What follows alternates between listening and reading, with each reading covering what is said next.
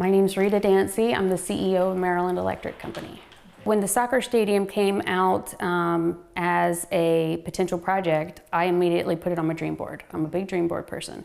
So we went in and we started interviewing, we started the bidding process, and this is one of those amazing projects that they were contracted to use 30% of women workforce and minorities. That's huge. We absolutely killed our goals. So as far as diverse business enterprise awarded dollars, we were able to award 36% of those dollars to diverse business enterprises, which is about $75 million worth of work. And then as far as workforce participation is concerned, 48% of the hours performed on this stadium were performed by women and people of color. It really was significant in terms of having that opportunity to be on the stadium project. Almost $76 million that was spent with women and minority businesses on that GEODIS Park project. That's material, that's significant. It has such a huge local impact. This was now required to feed Nashville families and Nashville small business. The workforce requirement of 22% on this project, it's not a requirement for Nashville. It's a requirement that we put on ourselves.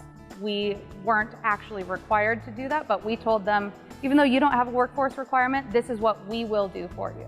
The partnership that we had and the working on that stadium project, it was a great resume builder for my company. We had never worked on a sports stadium before.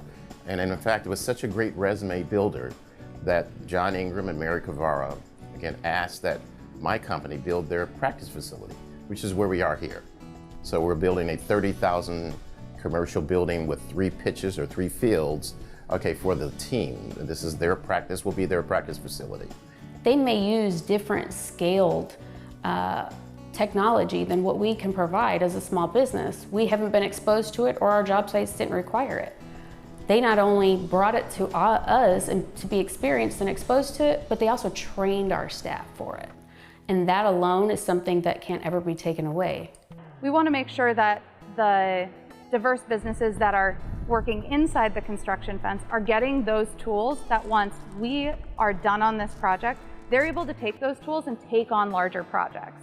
They're able to chase more projects, have a larger volume of work, and they know what they need to do to be successful on projects where Mortenson might not be the contractor.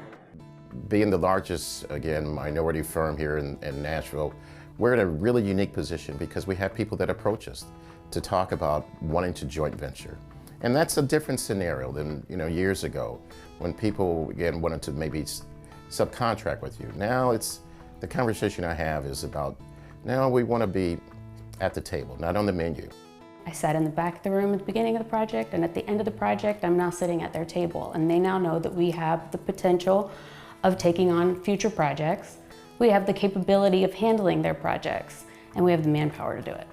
It's extremely important to invest back into the local communities where you're building the project. The project is essentially going to be built and visited by the locals. The national contractors probably will not be back to put the money back into that facility. It's the locals that will drive that facility for years to come. So the locals building it, they take pride in it. They love it, it's inspiring to them, and they want to then come back and bring their families. Mortenson has taught us so many things. We're going to use them on our next job, and our next job, and our next job, and only hope that we can continue to learn from them so that we can continue to put their practices into our place.